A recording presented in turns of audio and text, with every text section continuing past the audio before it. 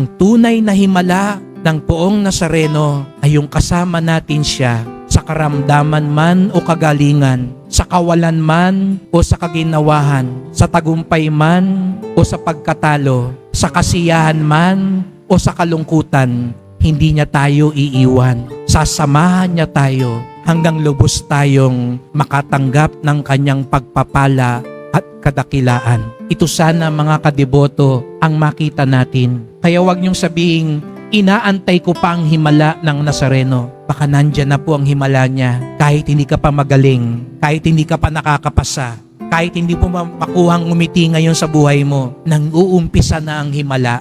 Bakit? Dahil kasama natin siya. Dahil hindi niya tayo bibiguin. Dahil mahal na mahal niya tayo.